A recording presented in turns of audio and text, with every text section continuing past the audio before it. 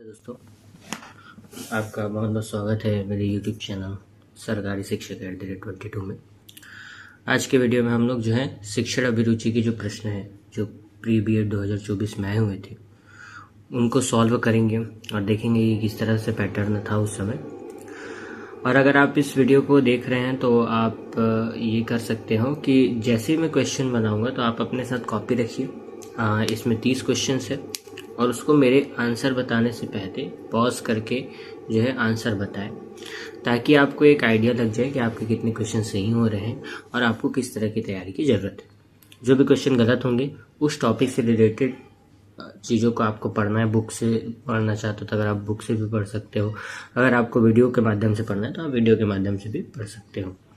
तो इस तरह से करोगे तो आपको एक अच्छा आउटपुट मिलेगी इस वीडियो के द्वारा। चलिए इस वीडियो को शुरू करते हैं।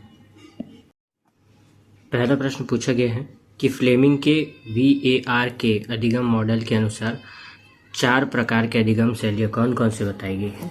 तो कौन कौन से अधिगम शैलियाँ बताई गई हमें, तो पहला अधिगम शैली है दृश्य, कि मतलब हम दृश्य के माध्यम से सीखते हैं, श्रवण के माध्यम से सीखते हैं, पढ़ने और लिखने की प्राथमिकता एवं गतिज। तो इसका उत्तर क्या हो जाएगा, B। सेकंड क्वेश्चन है शिक्षा मनोविज्ञान शिक्षक की मदद कैसे करते हैं। शिक्षक की मदद किस प्रकार से करता है शिक्षा मनोविज्ञान, इसका प्रश्न है। 1 मिनट। क्या स्वयं को समझने में करता है लेकिन और उत्तर अच्छा हो सकता है बच्चे को समझने में। हाँ, बच्चे को समझने में भी शिक्षा मनोविज्ञान महत्वपूर्ण है। समाज को समझने में नहीं, संपूर्ण शैक्षिक प्रक्रिया को समझने में। शिक्षा मनोविज्ञान के द्वारा हम लोग बच्चे को भी समझ जाते हैं, शिक्षक को भी समझ जाते हैं और किस प्रकार से अपनी शिक्षा व्यवस्था को या फिर अपने पढ़ाने के तरीकों को रखना है, इस पर एक होलिस्टिक हमको क्या पता चलता है किसके माध्यम से, शिक्षा मनोविज्ञान के माध्यम से।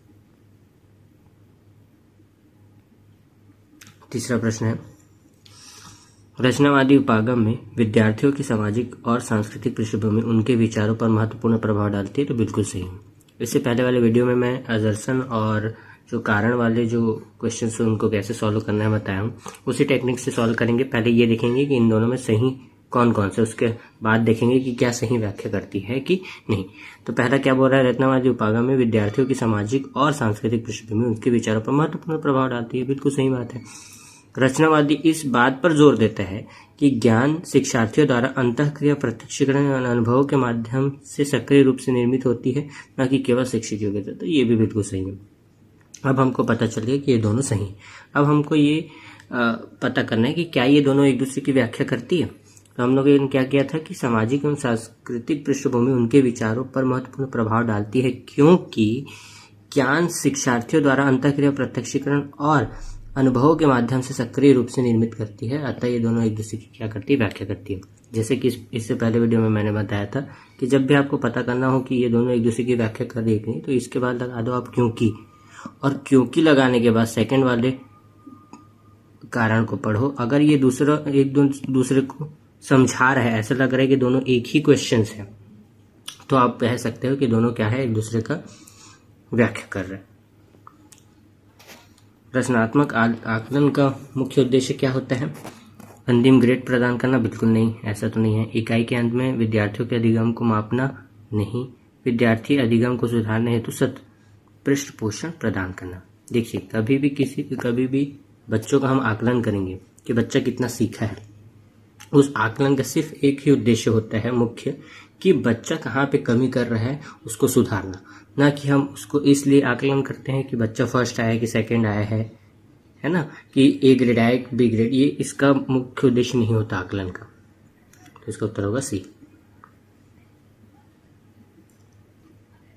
इस प्रकार के क्वेश्चन अभी व्यापक में बहुत पूछ रहे हैं, तो इसको बिल्कुल ध्यान से देखेंगे। एक क्वेश्चन मिलेगा तो हमको सारे आंसर मिल जाएंगे। देखो, मूर्त अनुभव मतलब क्या होता है, ऐसा अनुभव जिसको हम लोग एक्सपीरियंस करके सीखते हैं। तो वैसे अलग ढूंढना इसमें। व्यवहारिक अनुभव में संलग्न होना, विकसित व्यवहारिक परिकल्पना का परीक्षण करना, ये तो नहीं है, अमूर्त नहीं है। तो इसका ऑप्शन नंबर A। पहला में क्या आ जाएगा, A। तो पहला में A है, तो हमको दिख रहा है कि 3 ऑप्शन है, मतलब ये ऑप्शन नहीं, इसको काट देते हैं। मननशील अवलोकन, विकसित व्यवहारिक परिकल्पना का परीक्षण किया जाता है। अमूर्त अवधारणा पर पहुंचना और व्यवहारिक परिकल्पना विकसित करना ये भी नहीं है। विभिन्न दृष्टिकोणों से अनुभव पर मनन करना, देखिए मतलब ये दूसरा क्या है, बी। तो दूसरा का बी कहाँ है, दूसरा का बी इसमें है और सिर्फ इसमें है, तो ऑप्शन नंबर ए। पहला में ए, दूसरा में बी, फिर हमको सारे ऑप्शन तो पता चल जाएगा। अमूर्त अवधारणा में क्या होता है, अमूर्त अवधारणा का मतलब होता है अमूर्त अवधारणाओं पर पहुंचना और व्यवहारिक परिकल्पना विकसित करना। सक्रिय प्रयोग का चौथा में क्या आ जाएगा, डी आ जाएगा। तो इस तरह से हम लोग एक दो ऑप्शन को देख के सारे उत्तर को निकाल सकते हैं। हमको सारे उत्तर को निकालने में वहां पर अपना टाइम वेस्ट नहीं करना।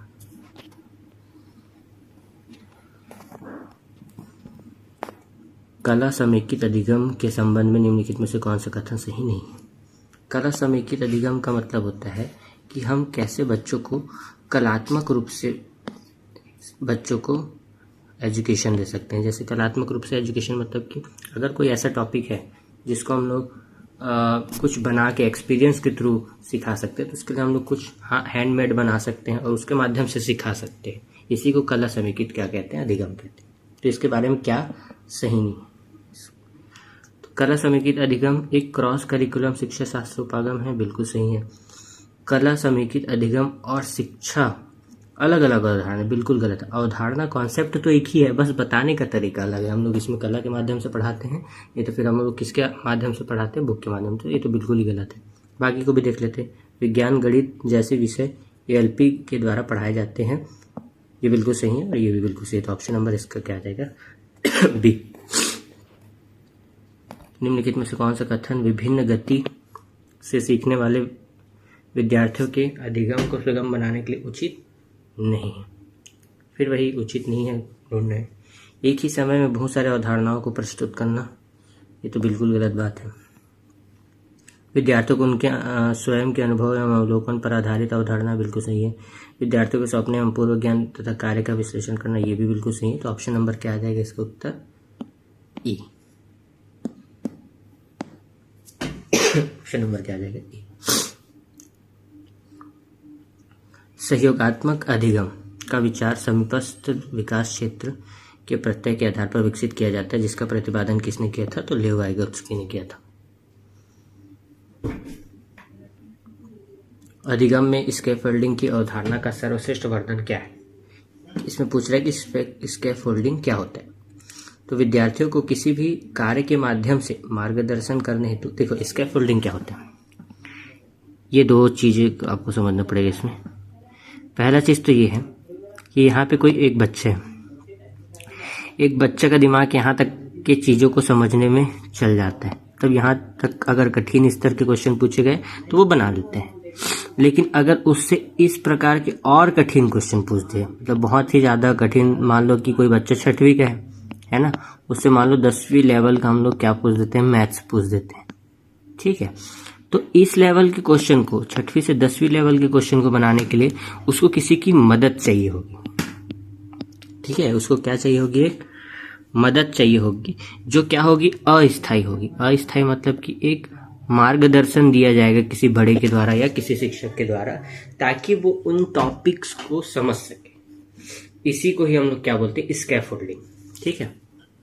तो इसका क्या हो जाएगा, विद्यार्थियों को नई अवधारणा या कौशल को महारत हासिल करने के लिए अस्थायी सहायता और मार्गदर्शन प्रदान करने की क्या कहलाता है, स्कैफोल्डिंग कहलाता है। Option number C. निम्नलिखित मानव आवश्यकताओं को की एक श्रृंखला को समान रूप से पूरा किया जाना वाले क्रम मास्लो के पदानुक्रम के व्यवस्थित करे और सबसे मूल से लेकर उच्च तक इसको ले जाए। देखो मास्लो के बहुत सारे पदानुक्रम रहे, उनके अनुसार मानव के जीवन में सबसे इम्पोर्टेंट और मूलभूत चीज होता है अपने अस्तित्व के लिए लड़ना। अस्तित्व के लिए लड़ना मतलब देखो, मनुष्य के लिए सबसे ज्यादा इम्पोर्टेंट क्या है यहाँ जीवित रहने के लिए, हवा, पानी, है ना, ये सब ज्यादा इम्पोर्टेंट है। अगर ये सब चीज उसको मिल जाता है तो उसके लिए फिर सेकंड नंबर में क्या इम्पोर्टेंट हो जाता है, उसको एक सेफ्टी चाहिए। अब सेफ्टी कैसे चाहिए, किसी भी प्रकार की सेफ्टी हो सकती है। जैसे कि मान लो कोई एक यंग व्यक्ति या कोई ऐसा व्यक्ति है जो अपने घर के लिए कुछ कमाना चाहते हैं ना, तो उसको क्या चाहिए, रोजगार चाहिए। अगर उसको रोजगार मिल गया तो वो अपने आप को सेफ फील करेगा। तो सेकंड नंबर में उसको क्या चाहिए रहता है? सेफ्टी चाहिए रहता है। तीसरे नंबर में उसको क्या चाहिए रहता है? अगर उसको अस्तित्व मिल गया, हवा पानी भी खाने का मिल गया, सेफ्टी भी मिल गया उसको, तो उसके बाद उसको क्या चाहिए रहेगा? उसके संबंध चाहिए। एक मिनट ना, हाँ, उसको चाहिए होगा संबंध चाहिए होगा, मतलब कि जुड़ाव महसूस करेगा अपने माता पिता से या फिर परिवार के किसी और से, तो संबंध चाहिए होगा।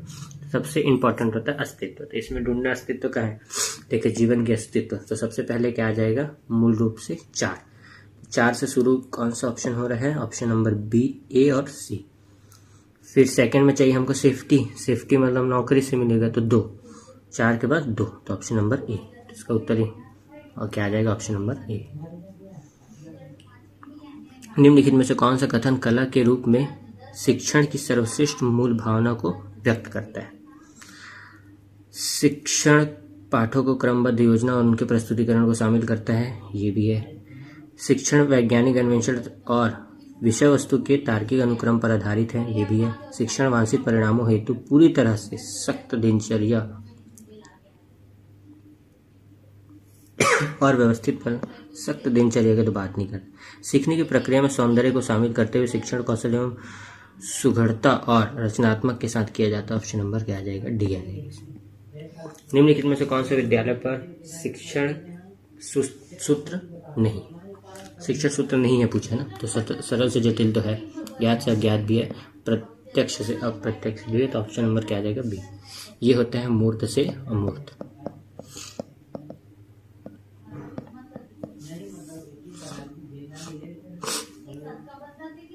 निम्नलिखित में से कौन सी रणनीति समावेशी वातावरण को बढ़ावा देने में सबसे प्रभावित है? समावेशी वातावरण मतलब कि हमको इस क्लास के सारे बच्चों को साथ लेके चलना है, केवल शैक्षिक निष्पादन पर ध्यान केंद्रित करना। देखो केवल एक नेगेटिव वर्ड हो गया, इसको तो तुरंत काट दो।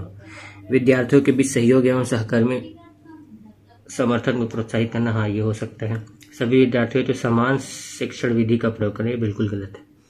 पढ़ाते समय विशेष आवश्यकता वाले पृथक करने की तो बातें नहीं करता। ऑप्शन नंबर क्या आ जाएगा? बी। निम्नलिखित में से कौन आंतरिक इंट्रेंसिकली मोटिवेटेड बच्चे की विशेषता नहीं है पूछा है ना। उन्हें अपने कार्य में संलग्न रहने में आनंद आता है। हाँ, जो अपने आंतरिक रूप से मोटिवेट है उसको अपना काम करना अच्छा लगता है। वे अपनी गतिविधियों के दौरान उच्च स्तर का उत्साह एवं धैर्य प्रदर्शित करते हैं, ये भी सही है। वे हमेशा सफल होते हैं, ये गलत बात है। वे चुनौतीपूर्ण कार्य करना पसंद करते हैं, ये भी सही है। तो ऑप्शन नंबर क्या आ जाएगा? ऑप्शन नंबर सी इसका उत्तर।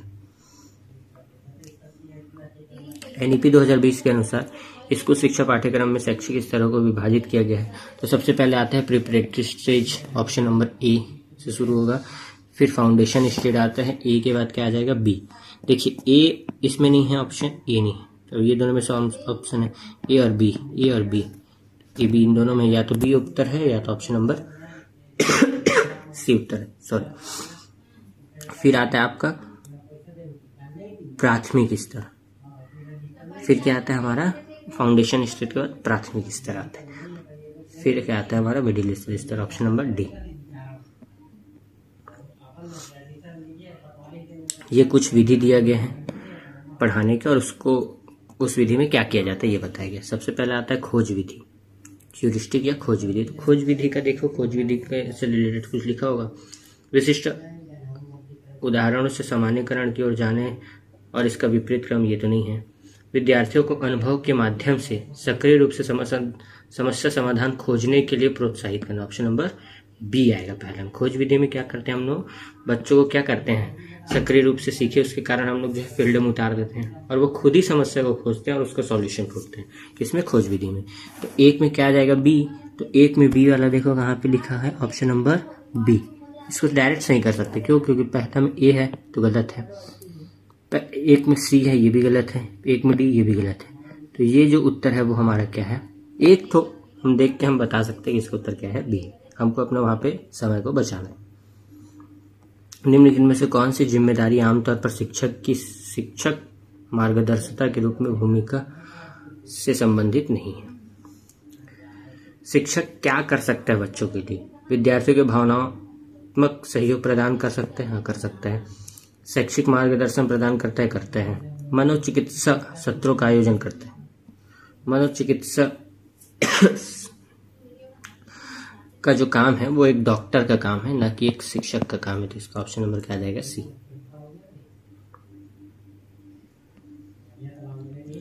समानुभूति। समानुभूति देखिए, समानुभूति अगर नहीं समझ में आ रहा तो हम संप्रेषण देख लेते हैं। संप्रेषण कौशल का मतलब क्या होता है? विचारों, अनुदेशों और पृष्ठपोषण की स्पष्ट एवं संक्षिप्त अभिव्यक्ति। तो दूसरा में क्या आ जाएगा? बी। अब देखो दूसरा में बी कहाँ कहाँ दिख रहा है। दूसरा में ए है, ये तो गलत हो गया। दूसरा में डी, ये भी गलत हो गया। दूसरा में बी एक ही है, तो ऑप्शन नंबर क्या आ जाएगा? सी इसका उत्तर। देखिए एक को हम पता करके हम सारे उत्तर को निकाल सकते हैं। श्रवण बाधित बच्चे के लिए कॉकलियर प्रत्यारोपण प्रभावी? हाँ बिल्कुल सही है भाई। कॉकलियर इम्प्लांट ध्वनि को बढ़ाकर उपयोगकर्ता के लिए अधिक तेज कर देता है, ये भी बिल्कुल सही है। अब हमको पता चल गया कि दोनों सही हैं, लेकिन हमको ये पता करना है क्या एक दूसरे की व्याख्या कर रहा है। तो हम लोग क्यों की लगाते हैं? श्रवण बाधित बच्चों के लिए कॉकलियर प्रत्यारोपण प्रभावी है क्योंकि यह जो है ध्वनि को बढ़ाकर उपयोगकर्ता के लिए अधिक तेज कर देता है। देखिए दोनों जुड़ा हुआ महसूस हो रहा है, मतलब ये दोनों एक दूसरे की क्या कर रहे हैं? व्याख्या कर रहे हैं। कक्षा में अनुशासन बनाए रखने के लिए शिक्षक की क्या भूमिका हो सकती है? अनुपालन सुनिश्चित करने हेतु भय का वातावरण तो नहीं बनाना चाहिए, लेकिन और देखते हैं। स्पष्ट नियम एवं परिणाम स्थापित करना, तो ये तो बिल्कुल सही है। तो बी सही है, बी इसमें है, तो ये दोनों तो कंप्लीट हो गया है ना। छोटे छोटे दुर्व्यवहारों का अनदेखा करना, ऑप्शन नंबर सी तो बिल्कुल गलत बात है। तो ऑप्शन सी जहाँ होगा उसको काट दो, ऑप्शन सी यहाँ कट गया, तो कौन सा ऑप्शन नंबर बी बच गया। तो इसका उत्तर क्या हो जाएगा? ए और बी।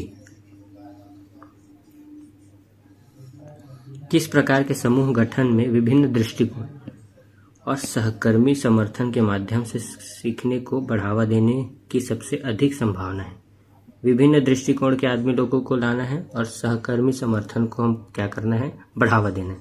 तो देखो अलग अलग दृष्टिकोण के आदमी लोगों को लाना है तो हमको समूह में ऐसे लोगों को रखना होगा जो अलग अलग फील्ड से आए।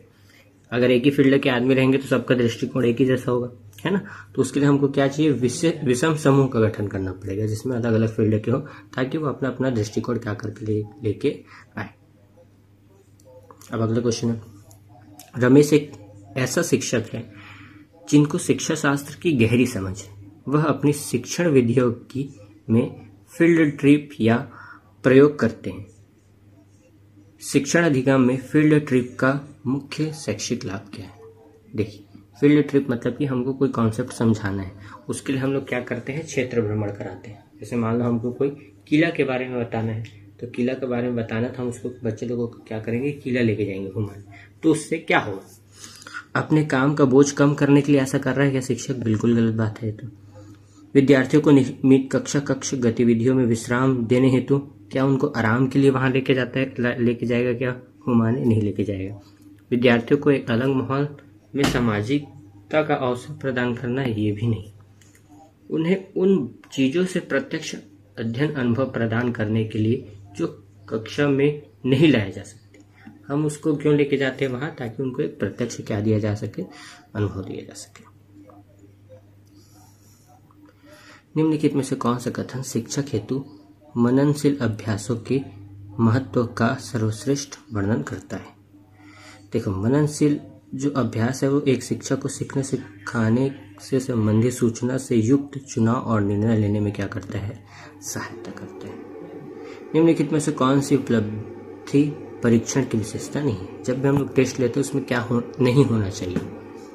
विश्वसनीयता होनी चाहिए, अस्पष्टता नहीं होनी चाहिए, वैधता होनी चाहिए, ये होनी चाहिए। तो ऑप्शन नंबर क्या आ जाएगा? बी। एक बच्चे की मानसिक आयु 12 वर्ष है और वास्तविक आयु 10 वर्ष है, तो आईक्यू क्या होगा? तो आईक्यू का सूत्र हम लोग जानते हैं, आईक्यू बराबर होता है मानसिक आयु बटे वास्तविक आयु गुणित 100। तो मानसिक आयु इसका कितना है? 12 वर्ष, वास्तविक आयु 10 और इधर क्या आ जाएगा? 100। इन दोनों को काटोगे तो इन दोनों को गुणा करोगे तो कितना आएगा? 120।